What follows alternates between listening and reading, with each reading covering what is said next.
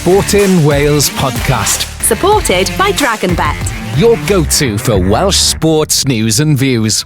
Hello and welcome to the Sport in Wales podcast, sponsored by DragonBet and co-founded by Alex Cuthbert and Gareth Anscombe. I'm Geraint Hardy and I'm here to keep the guests in check as we look forward to the Sport in Wales week. Please remember to click follow and thanks for listening to this podcast. And this week we have a Wrexham special for you, so who better to be our guests in the studio, former Wrexham manager Brian Flynn and football reporter and Wrexham fan Bryn Law. A warm welcome to you both. Where shall we start on this one? Let's go to Bryn Law first. What a time to be alive as a Wrexham fan, Bryn. Yeah, absolutely right. Yeah, I mean, it just goes on and on and on.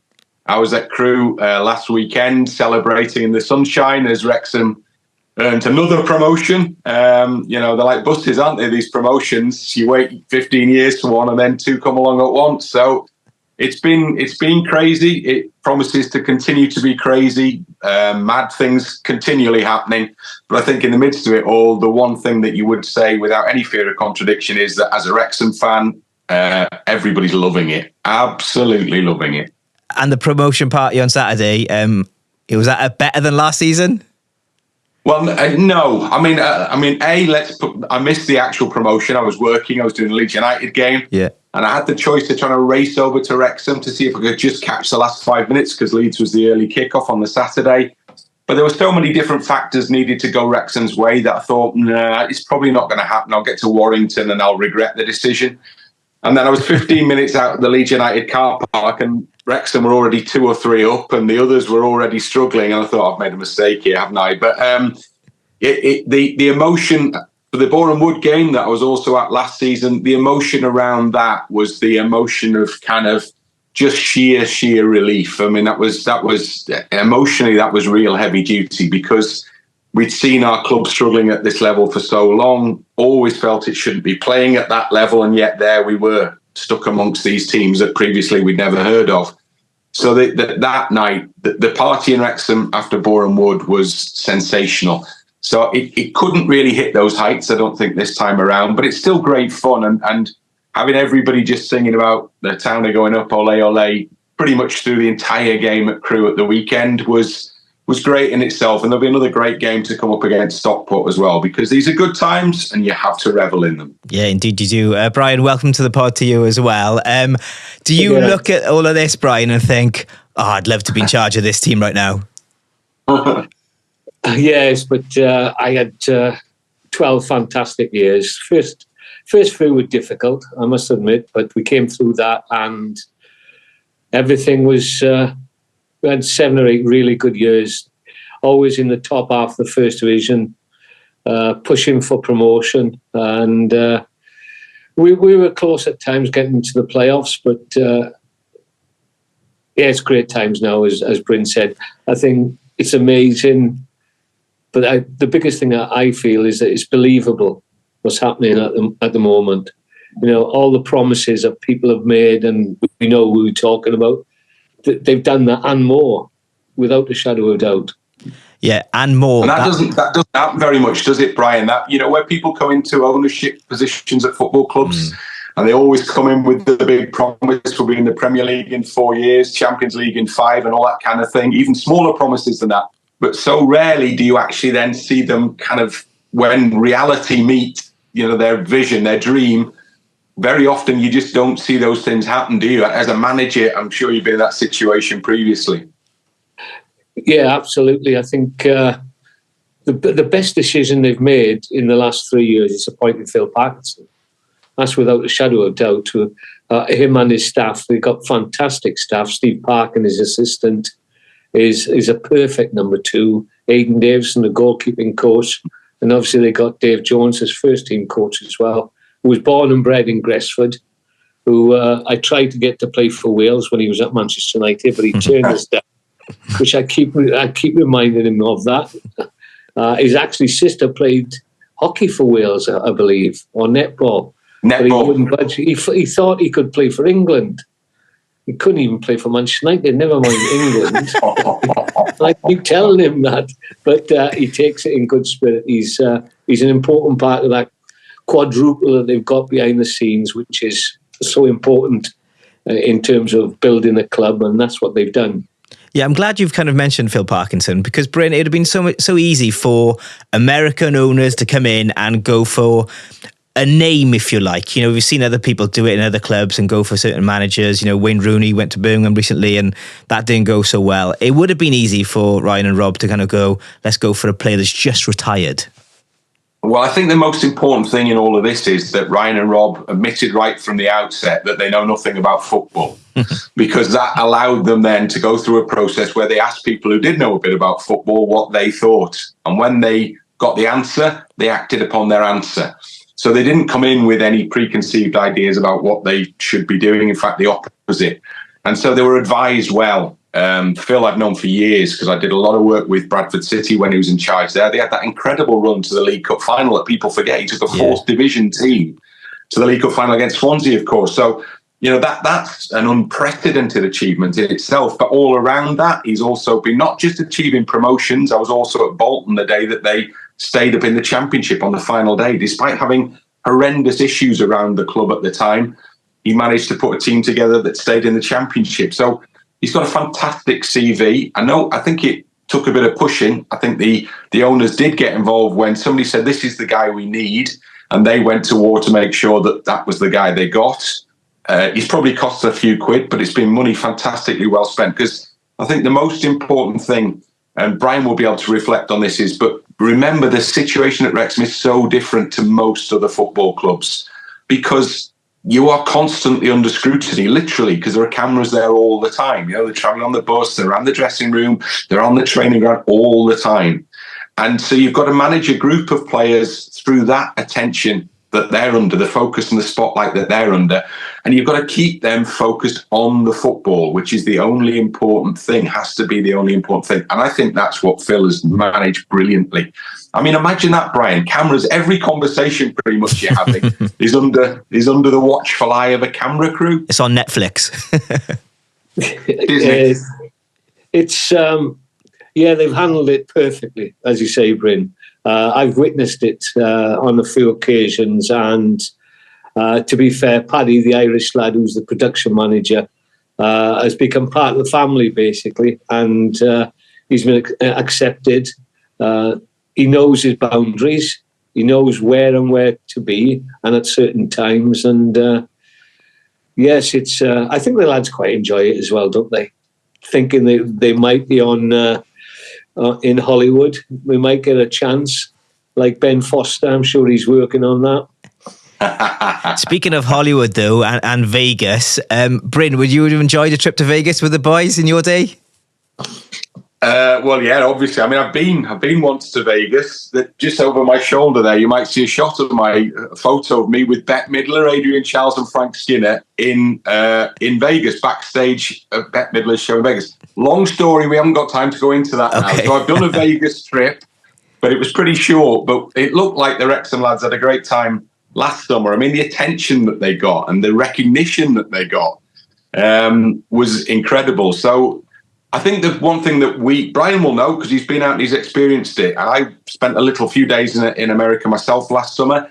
I think what we don't realise in the UK perhaps is just how much this has taken off over there. I mean, Wrexham's massive over in America, and you know, as a brand, it's almost becoming instantly recognisable now. So we don't have the perception of just how big this thing is and could yet become.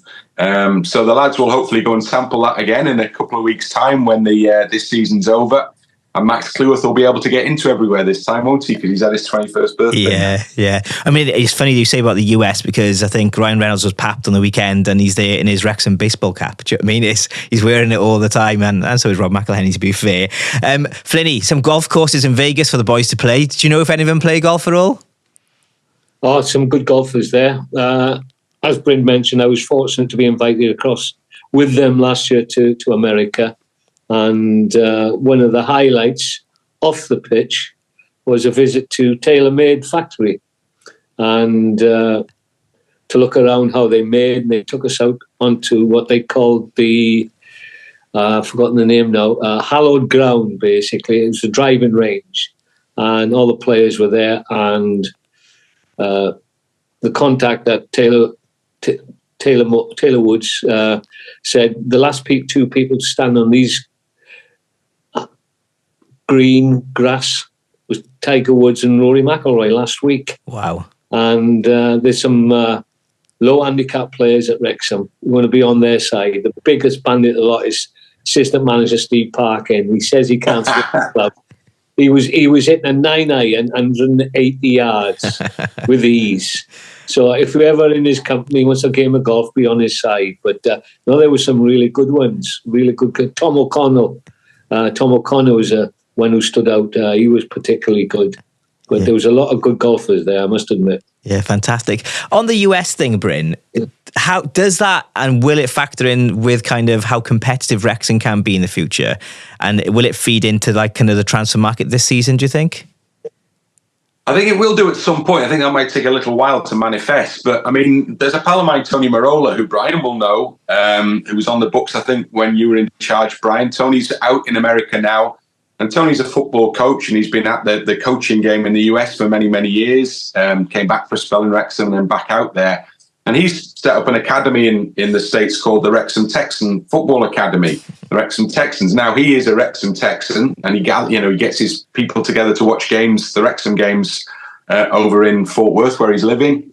And that's who I went to visit last summer. So Tony can see the value in the name Wrexham because he's attached that to his academy in the belief that will attract people to come along.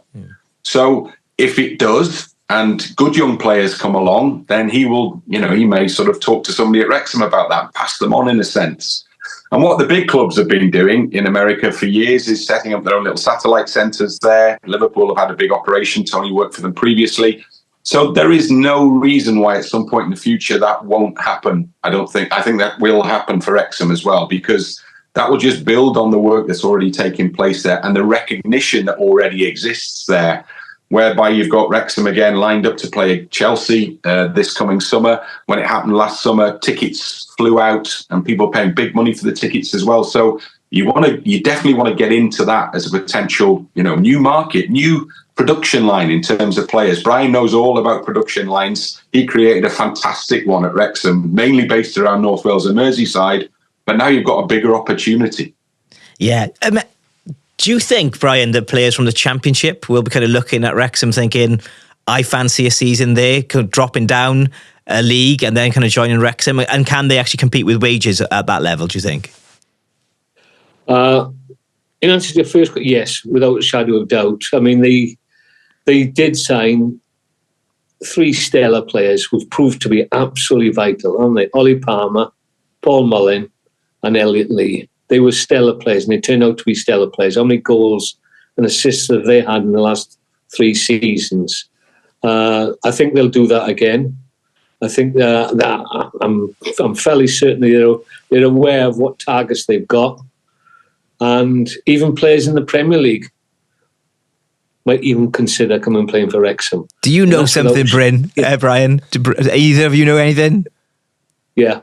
You do? Yeah, I can't mention anything at the moment, but I do know something. I'll tell you one thing. I got a message from Ryan in the immediate aftermath of the promotion. Whoa. You can't just drop that in like that, Bryn Law. You can't do that. You've got a text message from Ryan Reynolds. Is that what you're saying? Yeah, basically, yeah. So, as you do. Yeah. I told you it had all gone mad, didn't I? Yeah. I was chatting with Hugh Jackman at half-time in the first game of the season about why we were looking a bit weak in midfield. Hugh Jackman, these are crazy times, man. Yeah. But Ryan's message was intimating that that this isn't over. That he said, I'm already, something along the lines of, I'm already thinking about what we do next. So I think one of the big things that attracted them in as a proposition right at the beginning of this, if I use the term project, which I'm not keen on, but it may be appropriate. But right at the beginning, they asked the question, so if we buy this football club that's at level 5, we can take this football club all the way to level 1, to the Premier League. And of course, the obvious answer to that is, yes, you can. And I think that's been something, because it doesn't exist in American sport, there is not that concept of being able to climb divisions. You can drop down as well. They just don't have it as an idea. No. That's one of the major attractions to them. And as it's on offer, I can't see that they're going to try and submit. We all have this thing. I did it this season.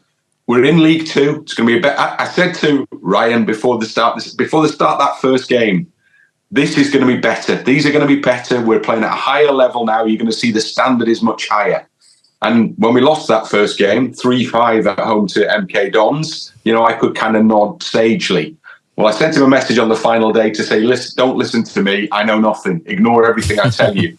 Because they don't have the same things we do. They don't look at consolidation or we'll be happy to get 40 points. They're going, well, so we can go up through this division as well. Yeah, well, let's go and try and do it. That's what they're going to do. Yeah, that's amazing. Yeah, famously, obviously I live in Burnley and the big rivals are Blackburn Rovers, and it's an open secret that when the Indian owners bought the club, they didn't think the club could get relegated out to the Premier League. Yeah. They thought they're there for good forever, and that's one of the reasons why they bought it. Yeah, big surprise when they went down then. Do you know what I mean?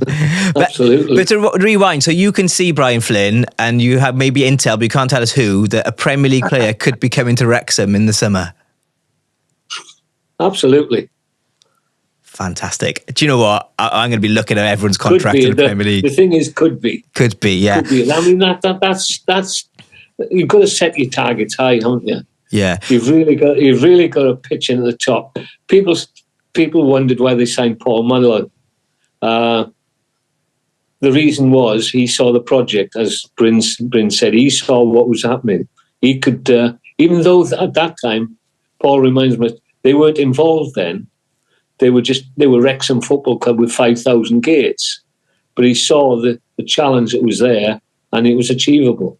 I mean, look, we can talk. Everybody knows about Luton, Bournemouth, Swansea, going up from the lower divisions up to the Premier League. It's achievable without a shadow of doubt. Yeah. And most certainly nowadays, and Wrexham has shown throughout the years, once they gain that momentum, it's hard to stop. Yeah. Where would you like to see him strengthen then? And where do you think they need some reinforcement for the next season there, Brian? Well, I think they could say if they've got a squad of 25 players now, I would say 20 of them will comfortably, easily play in the First Division. So them next 5 players, either strengthen your squad or strengthen your team. So I think Phil will be looking at strengthening the team, having 5 new starters, and then he's got 2 teams basically, which he can put out on the field any particular game during the season that is as strong as each other. They've nearly done it this year, and they've also got players who are very adaptable and who can play in various positions, especially defensively as well. And I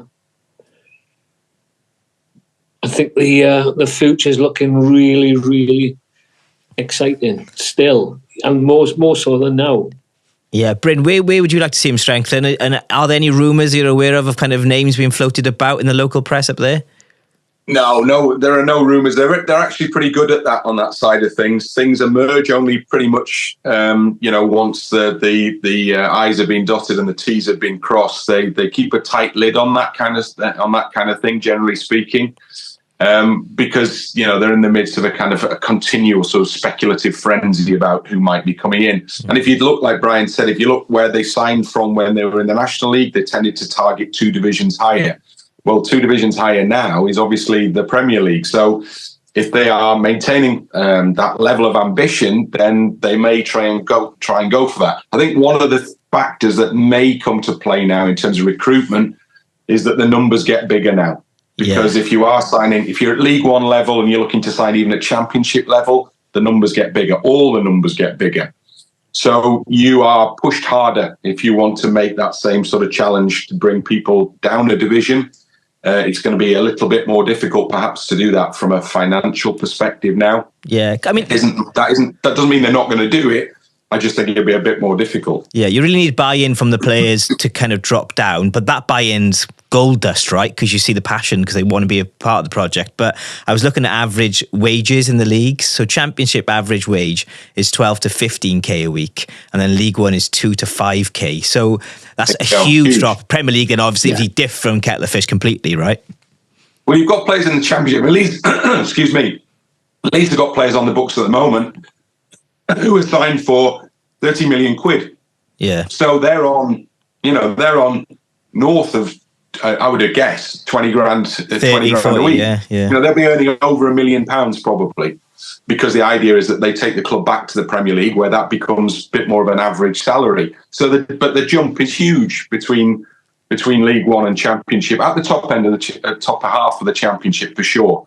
So that's the bit I mean. All the numbers get bigger. So collectively, you've got to have a really big push at this stage, and the club would probably lose more money. Has been made about that in the last few weeks, but the sums are going to look bigger if you're going to go for it again. And you're going to have to put money into that. Then those sums may also look bigger. But if there's a bigger picture, if there's a project, if there's an aim and an outcome to all of this, like under Brian's leadership, when we built a new stand because there was ambition at the football club, and I still love that stand, by the way. Bryce Griffiths, the chairman, when Brian was in charge, put that in place because he had a vision for the future of the football club. Now, at some point, he decided he couldn't do it anymore, and there's the challenge. But these guys have also got that vision, but maybe they've got the ability to push that much harder. So other things happen. Academy gets developed, new stands get built, and they all feed into a picture of a club that is now growing, not just the fact you're signing players from a higher division. I think the decision to be made in the next couple of years is, as you mentioned, Bryn, new stadium. Not just new stands, but a new stadium. Mm-hmm. They've got to be looking at 50,000. And then what sort of revenue would that bring in? But I remember when I was at Wrexham, and I was at the roundabout at the post house in Chester, and there was busloads of going to Anfield and to Old Trafford. Them buses from North Wales are now turning the right there and coming to the racecourse. And so if you look at the catchment area, the catchment area is huge in Wales, south, east, not necessarily north because you're heading to Chester, which will never be a rival anyway. But it's I think a new stadium will be called for in the next few years. Yeah, that would be fantastic. Yeah. But do you feel as a fan, Bryn, that the buy-in is completely there? It's not a 5-10 year project from the owners. They are just here for completely the long haul, where they would invest in something like that, like a new stadium. Well, that's my sense, and I've had conversations with them about it. And they are at pains to stress all the time that we're here for the long haul. And they have ideas. Their ideas stretch beyond the football club. Their ideas are about the community, not just the football club. And you're going to see work start soon on a park in the middle of Wrexham, which is being built as a birthday gift, effectively, isn't it, for Rob McElhenney, as part of one of those crazy little schemes that they've dreamed up between themselves when they celebrate each other's birthday. So that's going to have a sort of a visual impact on the centre of, I still call it the town, even though it's got city status now. So they are looking beyond what happens at the football club. They would like to see the whole community, I think, benefit from the ideas that they have. And obviously we're seeing that because there's a tourism trade in Wrexham now. Well, listen, growing up for me, there definitely wasn't a tour. Do you remember the tourism trade in Wrexham, Brian? Because I don't. No, none whatsoever. The tourism trade was days out in Chester. Yes. Yeah. Is it also true, and correct me if I'm wrong here, that the Rob and Ryan have been helping the players kind of think beyond football as well, and kind of sign up, think what you can do after you start playing? Because they're not, they're on good wages, good money compared to some people who kind of live in the UK. But that money's not going to last a lifetime for them players. Have they been helping them set up for business and kind of future life as well, Bryn? Well, there's a couple of lads that got clothing companies. I mean, Ollie Palmer's has been. 1864 has been WXM 1864 has been very successful. I've got some of his gear, and so he's been selling for about a year now, and that you can see that the concept of the company is growing there because all the sort of the online presence is being polished and improved, and he's got some celebrity backing, and the guys Brian and Rob wear his gear as well.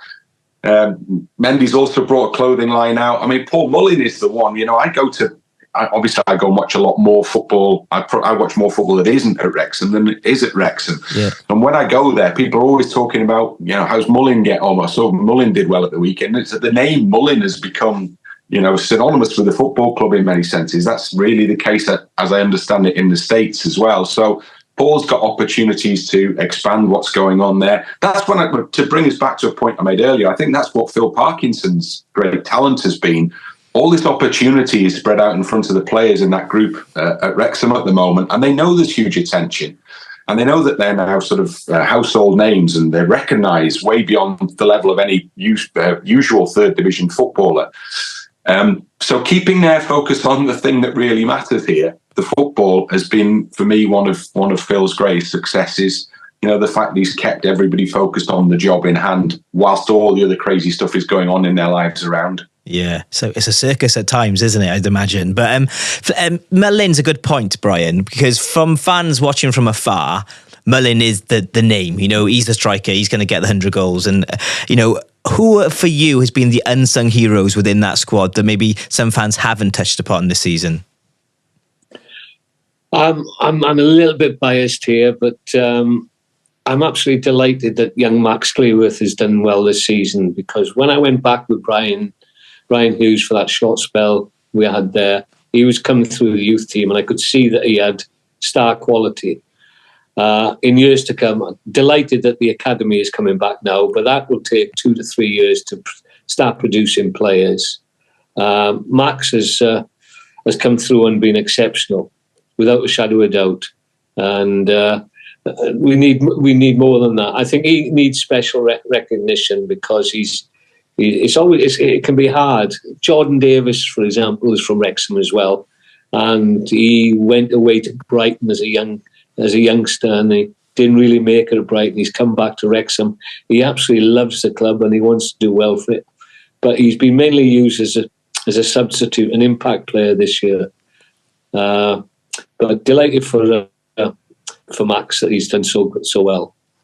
And Brian, that's the big part of the club's DNA, isn't it, Brian? I mean, you saw this. It happened under John Neal when he brought the likes of Mickey Thomas and Joey Jones and people like that through. And then you had to do it because there was no money to spend on players when you were in charge. And then we saw the emergence of some fantastic players who served the club so well for so many years, guys whose heart and soul still is Wrexham. So there is a pool of talent even existent in the area around the football club. You clearly identified that. Yeah, it was. When I took over, obviously we didn't have any money, so we had to produce our players. Not only produce them, but not be afraid to play them. And that's the year when we finished 92nd, the year that nobody was going to be relegated out of the league. And that year I played 5 teenagers, and they all played over 35 games. But I promised the chairman, with this bunch of players, within 2 years we'll get promotion, and that's what happened. And along the way, as you must do, you must sell 1 or 2. And then other football clubs think, well, they start to learn that you're producing good young players. And that's what we did. We give them the chance as well, and we stuck by them. I think you've got to be honest with young players and tell them the truth. Tell them how good they are, but also make them acutely aware where they're going to improve. I think, without making predictions again, Max is worth a lot of money, and they could sell him, obviously, but he's a cornerstone for me over the next 3 or 4 years to that Wrexham defence. Yeah, fantastic to hear. You mentioned some of the earlier days there, Bryn, because you and Brian go way back. And can you share the story about your first conversation, shall we say, with Brian Flynn? Yeah, well, there have been many from a media perspective, many social conversations down the years. But the very first conversation that Brian and I had came about in somewhat unusual circumstances. So I was a Wrexham fan at school, and I'd been to watch, and I'm pretty sure, unless my memory's playing tricks, I think we'd lost 2-6 at home to Burnley.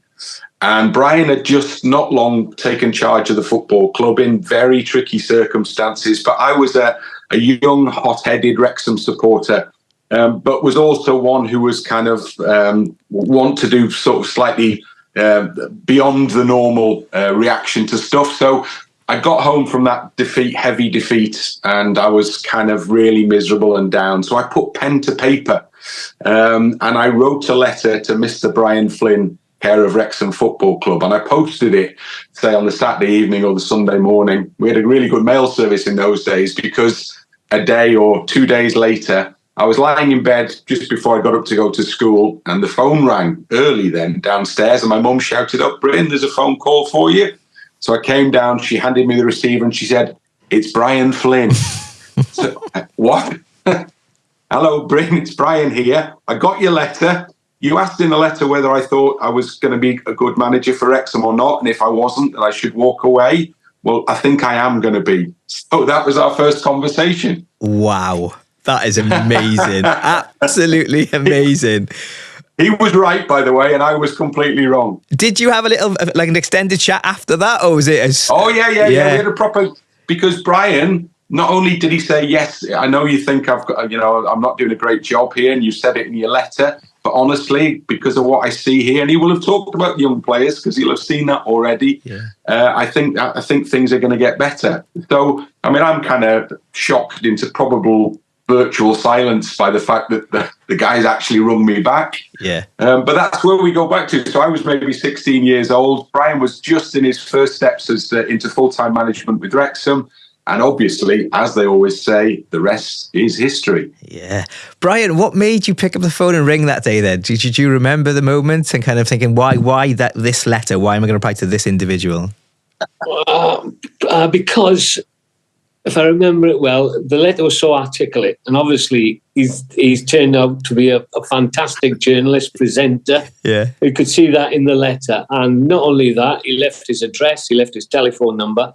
So many times I used to get anonymous letters, and I just would rip them up and put them in the bin. But on the occasions when people would leave a contact number, I would at the right time be in touch. And because of the letter, well, I mean, 6-2 at home to Burnley. I think the previous week we'd lost 5-1 at Cardiff, if my memory serves me well. So it was a difficult week, and I thought, well done, Bryn. I'll see if I can speak to you. And no mobile phones then. Obviously, it was a landline, and it was an interesting conversation. I must admit, he did say more than he's just. Admitted to there. He put some tactical questions back to me, which was really interesting. Oh, is the letter still around? Did you have it at all? That would be amazing if you did. I do hope not. It's here on the phone. Fantastic, but Flinny, honestly, I'm using that when I need it. Yeah, keeping it back. Fantastic, though, so good. And then that's where the romance started on that day between you both. That's amazing. What a great story. Well, our paths have crossed many times since. Professionally in particular. Obviously, I was going back to watch Wrexham a lot, but then I was also covering Wrexham. And then I was covering Wales, and I was with Brian the day that Brian got given the senior management job at Wales on the caretaker basis. And so we've shared some significant times together, to be fair. I also had a conversation with Brian on the touchline at one, Wales training session, I guess it would have been, where I said, "We got anyone good coming through at the moment, Brian?" He went, "Oh, there's one good young lad you ought to look out for." I said, "Go on, what's his name?" He said, Gareth Bale. Oh. So that was my heads up on that one there. That was like, Gareth would have been 14, I think, at the time we had that conversation. Yeah. So we've shared a lot, Brian and I, and Brian is an absolute, bandy around the term legend and all the rest of it. But in terms of Wrexham status and many, other clubs as well, but Wrexham status definitely is at legendary rank, because he did such a brilliant job as manager in the most difficult circumstances. He won't say this, but I can tell you, because not only did he rebuilt a team that was in the absolute doldrums. We were getting gates of less than 1,000 at the period running up to his appointment.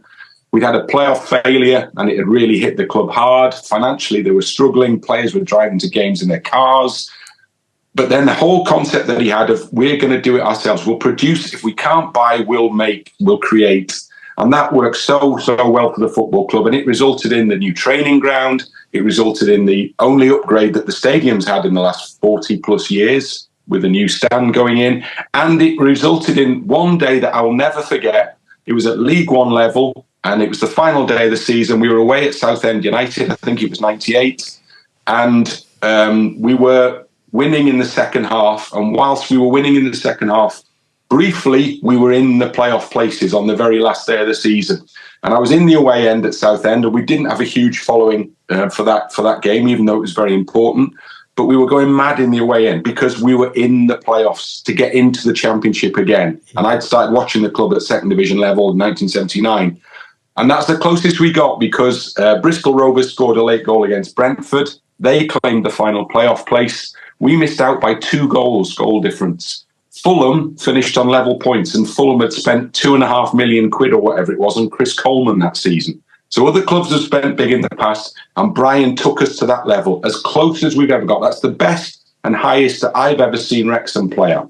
Yeah. Brian, do you like hearing fans talk about moments that you created? Yeah, it's... I'm like a bottle of red wine. I get better. The older I get, I'm getting better and better. I must admit, I'm becoming more expensive as well. I like sharing memories. I love going back to Wrexham. And on Saturday against Stockport, I'll be there. What time are we out at night on Bryn? Saturday night. Keep Saturday night free. Sunday morning. Free. Where and when on Saturday after the game? That's all I need to know. And then we can celebrate together and I'll reminisce. Yeah, no, it's so many good stories. So many. It helped so many people. Just mentioning Tony Marola there, that was interesting. I gave him his debut against Linfield, I think it was, in a pre-season friendly over in Windsor Park. And he was a talented young player. He was a small, stocky striker.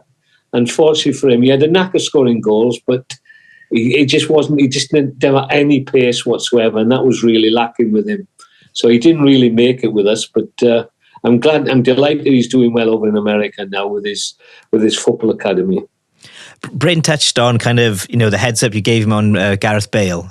Is it a special moment, and do you remember them moments when you spot a youngster and you go, "Oh, this boy's got something"?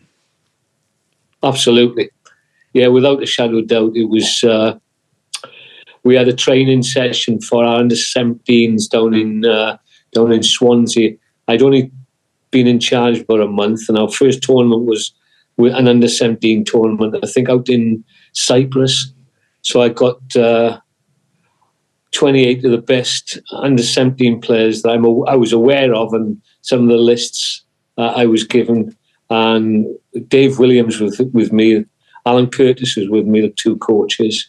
And we split them up into 3 groups, and we rotated them around. So mainly for Dave and Alan, I knew all the players. Most of them had come through the schoolboy side the year before, so I was acutely aware of them players. Gareth, on his own admission, never played for Wales at under 15 level. On his own admission, he wasn't good enough. So when he turned up at Swansea and they watched him, Alan and Dave walking over towards us. Who's he? We know. Who's the left footer? I said, that's Gareth Bale. He's fantastic. He's the best I've seen. And Dave at the time had coached Manchester United, Leeds United. He'd been with some talented players, but he said he's one of the best I've ever seen. And you could see it. You had to be blind not to see how good Gareth Bale was, and he was something special. We went out to Cyprus, and I've said this publicly. Went out to Cyprus and played in under-17. We played against Spain, Cyprus, and Czechoslovakia. And in them days, I believe it's the same now, that at the younger age groups they get all 4 teams to stay in the same hotel, which is a great concept, so they can mingle socially. Yeah. Yes, they battle it out on the pitch, but they mingle. And not only that, you can mingle with your fellow coaches as well. And I was fortunate to get to know the two experienced Spanish coaches at that level who'd brought through Iniesta and Xavi and all them quality players in the past. And at the end of the tournament, we were dining, and he called me over. They had broken English, but they had a translator there. And they said to me, Brian said, can we have your permission to mention Gareth Bale to Real Madrid and Barcelona? I said, and Gareth was only 15 at this time. I said, thank you for asking. I do appreciate that, but I haven't got the authority to say yes to that. What I will do when I get back to the UK, I'll speak to the Southampton manager, which was George Burley at the time, and tell him of what you've said to me. And 2 weeks later, I spoke to George, told him exactly what happened. 2 weeks later, Real Madrid and Barcelona were at the Southampton game. Really? Wow. So they knew about him when he was 15. So that was obvious that was going to happen in terms of the future. They'd already penciled him in as superstar status. He's the best player ever to come out of the UK to play abroad, without a shadow of a doubt. Nobody touches him. It's so hard in that situation, though, because would Gareth be aware that Real and Barca are there to watch him at that stage, or would that be kept away from him? No. Because ego is, something that can get out of control, not with Gareth, but it can do at that age, right? Yeah, no, I don't think he'd be aware, and also the opposite side of it, where Gareth was obviously at Southampton, and he lived in Cardiff, and they set up a development centre in Bath because the rules stated that he couldn't travel over an hour and a half to training on a Tuesday and Thursday, and then the match days on the Sunday. So Cardiff was too far away, so they set up a development centre for players in South Wales could travel and train. One particular March, Gareth was 15 at the time. They got a call from Southampton to his mum and dad got a call to say, can you come down to Southampton to discuss Gareth? They obviously were thinking it's going to be the contracts situation. So we took Gareth down. They took Gareth down. Gareth went out training, and I think it was Malcolm Elias was one of the scouts, and Hugh Jennings was head of academy at Southampton at the time. Sat Gareth's mum and Frank and John, is it? Debbie. Frank and Debbie. Frank and Debbie, that's right, Bryn. And they said to him, look, there's no easy way to say this. We're 50-50 on Gareth. And the next 2 weeks and the next two games he's got are going to play an important part whether we offer him a contract. Wow. It was that close that if he didn't play well in them 2 games, they felt it was more important that it came from his parents, how important the games were, how they passed that information on to him, rather than directly from a coach or academy director. This is it. If it doesn't happen, well, good job it did for them. Within 2 years, he's within 2 years he's on his way to Tottenham Hotspur. Yeah, he's spoken about that recently, actually, Gareth Bale, and he said that day when he got told that news, that he just loved the pressure of that moment. He was, and he said ever since, pressure situations, which we've seen him, he just always rises to it and enjoys that, big pressure. But to have it, that's such a life changing 2-3 games that he played there, and kind of he was born to do it, obviously, Brian. Oh yes, he was born to do it. He was born to play up front as well. Obviously he started at left back in his younger days at Southampton.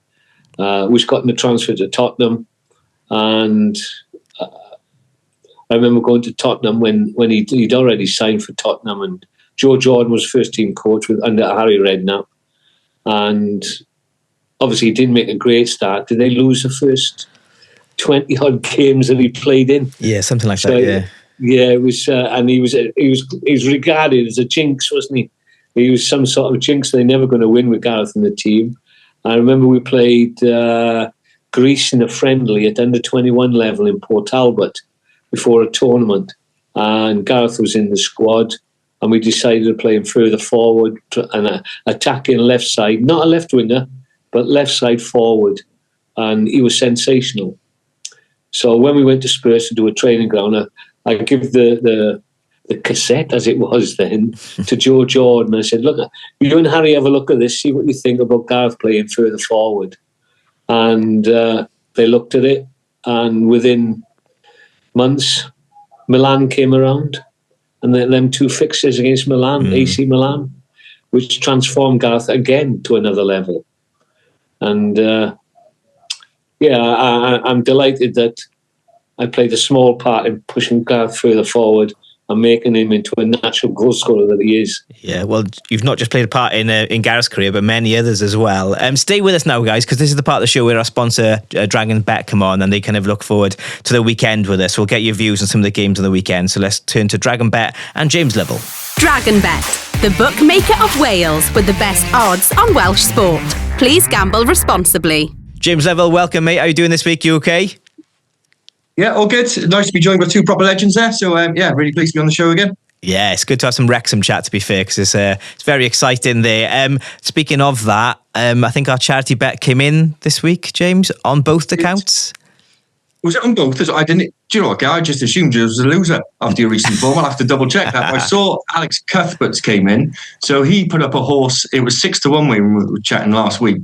It went off 18-1 and won. So we've got a nice few quid in the pot now. I'll double check what you won, but we got 325 with no, even more, 425 with Alex's, and yours to go on top. So we're doing well there. Yeah, because guys are in form. I went for a Swansea win, Wrexham win, and a Mullin to score any time. So that treble came in, just for you to know. Yes, nice. Okay, so we'll come on. Bad news.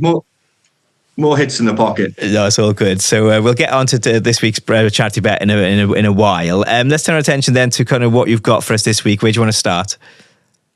I thought as the guys won, we could talk about the automatic promotion odds. So obviously Leeds being a hot topic. So we've got Leeds at 6-4 to be automatically promoted. And I thought, so as a bookie, the way you come to your odds is you always work out, you think, what's the probability of that? And then we assign odds to it. So we've got Leeds at 6-4, which means we give them about a 40% chance of promotion. Just wondering if the guys think that's right, that's wrong, that's miles off. What the 2 boys think. Well, what you got the other 2 at? Well, Leicester have qualified. So Leicester are 1-25, Ipswich are 1-2. And then Southampton are 33. So we give Southampton about a 3% chance, Ipswich a 66% chance, and Leicester are near enough done it already. Yeah, so on that basis, well, I mean, you guys don't get it wrong very often, do you? Let's be honest. Otherwise, you wouldn't be all doing okay, generally speaking. You don't have to be nice to him, Bryn. You don't have to be nice, you know. Well, listen, I'm used to people shouting at me, so don't be nice. It's uncomfortable. There's a reason they're shouting at you, because they just lost all their money.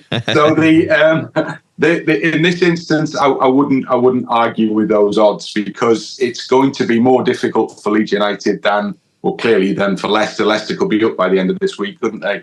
Confirmed. But for Leeds, I don't think that is going to be the case. My suspicion is that this one may go right through to the final game of the season, frankly. And there's an interesting dynamic, because Ipswich had no game at the weekend, and then they wait until next Saturday to play a game again. In the meantime, Leeds will have played twice. So Ipswich then have 3 games against Leeds, 1 in the final week. I mean, the scheduling here is crazy, by the way.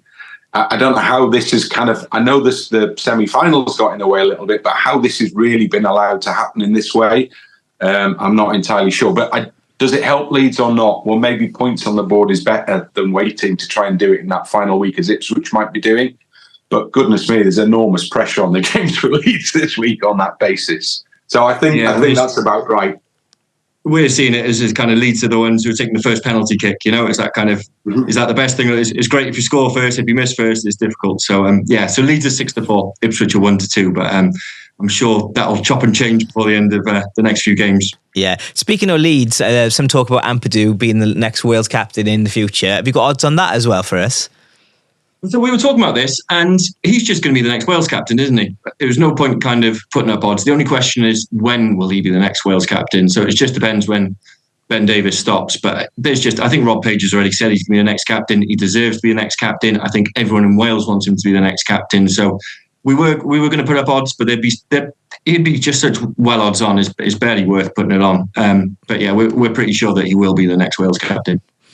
Okay, let's turn attention then to some football matches then. It's a big weekend again, but like you said, end of season. anything can happen in the football world because some teams are already on the beach as such. So we've got Cardiff, Middlesbrough, Norwich, Swansea, Bradford, Newport, and Wrexham, Stockport. What have you got in them games quickly for us? Yeah, this is the time of season. I don't know. No one likes hearing about bookies winning, but this is the end of this is the point of the season where we get a few quid. Normally bookies, you get all these kind of funny results. So if you are having a bet, obviously do it with Dragon Bet, but do it carefully, because you get some funny old results coming up. Actually we've got some specials for tonight's game. So Leeds are 4-6 for tonight, and we've got some Welsh flavoured specials. We've got Daniel James at 3-1 to score anytime, and 7-4 Joe Perot, the ex-Swansea City boy, to score as well. So that's worth checking out on the site. Which other games did you say, Gav? Cardiff Borough on the weekend. Cardiff Borough. So Cardiff for 12-5, just under 2.5 to 1. Okay. Brilliant win on the weekend. No one expected that, did they? Yeah, it was a great atmosphere down there as well. Actually, a good game for once. Cardiff actually tried to play a bit instead of sit back, kind of let the other teams come at them. It was good. Norwich, Swansea. Norwich kind of still in the hunt, I suppose, for that playoff spot. They're not quite safe yet, but Hull play Coventry as well. So what have we got for Norwich, Swansea? Norwich are odds on, so they're 4-6, and Swansea are 4-1. So we're giving them about a 20% chance of winning. Okay, and because the boys are here as well, Wrexham, Stockport. They will be the winners of the league, but it'd be nice to see Wrexham win on the last day of the season. What odds have you got on that? Yeah, it's going to be a tough game. We've got Wrexham just favourites, actually. Obviously, the home advantage makes a big difference. So when you're talking about football, we normally count home advantage for about a goal. So we've got Wrexham as 11-8 favourites. The draw is just under 3-1, and Stockport are 13-8. So we think the draw is the least likely result. It'll be one or the other, and we've just got Wrexham favourites at 11-8. Okay, good. Okay, and quickly to the URC, expecting any wins there, or all kind of negative in favour of the Welsh teams? Yeah, well, normally all the Welsh teams are huge prices, aren't they? But Cardiff were robbed on Friday. Yeah. The Ospreys doing what the Ospreys have been doing. They've been great. So we've got some chances this weekend. So we got 5-4 the Scarlets to beat the Sharks. Cardiff are evens to beat Edinburgh. The Ospreys are 4-1 to beat the Bulls, and the Dragons are 2-1 to beat Connaught. Or we're going to do all 4 to win at 80-1. Oh. So normally all 4 of the Welsh regions to win. We don't bother putting up prices up because it'll be in the thousands, but they've got a chance this time. So all 4 of the Welsh regions at 80-1. I was going to ask you a question actually, Gareth. So we put up a poll on Twitter. What was the best achievement of the weekend? Was it the Ospreys winning? Was it Cardiff winning 4-0? Cardiff beating Southampton? Was it Swansea winning 4-0 at home? Oh, well, we can open the floor on this. 4-0 away from home. Sorry. Yeah, but I'm going to go Ospreys for me. Yes. I mean, it was nice to see Cardiff kind of, playing in that way, and Keane Ashford getting the goal as well. But Ospreys out in South Africa winning is huge, and they're in the playoffs hunt, and it kind of is in their hands now, which is absolutely fantastic. And Cardiff could actually do the Ospreys a favour if they beat Edinburgh on the weekend, because they're kind of right behind the Ospreys. So yeah, I'm going to go with the Ospreys for that. I'd agree with you. And we've now got odds on the Ospreys to make the URC playoffs. So we've got them a shades of odds on, so 10-11 to make the URC playoffs. It looks like it's going to come down to the last game against Cardiff. So we think they'll be about 2 points favourite in there. So they are 10-11 to make the URC playoffs. A couple of weeks ago, they were out to about 8-1. So they've really pulled their socks up, and they're flying the flag for Wales, which is great to see. Okay, fantastic. Good stuff. Okay, let's turn our attention then to our charity bet if we can. So to explain to Brian and Bryn, Dragon Bet kindly gives a charity bet every single week on the podcast. If we win, the money goes to charity. And lots of people have been asking who our charity partner is. So that's quite simple. Every single week, at the end of the season, we'll add up the winnings, and that money will go to Latch and also Prostate Cymru. So have a think, Bryn and Brian, what your charity bet, what you want it to be, and I'll give you mine if I can. James, have you had it already? Have you done the calculations your end? No, I haven't. No, okay. I haven't, but I just checked your bet last week. I think that was 8-1. So we've got 515 quid in the charity pot. Brilliant. Which is good. Yeah, fantastic stuff. Okay, cool. So I'm going to go similar vein. I was going to go all the Welsh football teams to win, but then I thought Bradford, Newport. No, I'm not going to go for that. I think Newport will let me down with that one. So I'm going to go for a Wrexham win. I will go for a Cardiff win against Middlesbrough, the Cardiff at home, and Mullin to score any time again. Oh, now you're asking questions. You always get me on the hop with these. I will come back to you, Gav, but I'll make sure you're well looked after. Don't worry. It's noted. Okay. Bryn, do you want to take the kind of the bet for Brian, or do you want to have a chat? What do you want to do? Up to you. I'm lost. I'm completely switched off because I don't understand. I just do. James, I apologise profusely, James, but I don't know where I am for the last 5 minutes. Just say Wrexham to win, Brian. That's all you need to say. If it's not a bet, it's a prediction. In fact, is it the same as a bet? It's a prediction. No, that's fine. Call it whatever you want.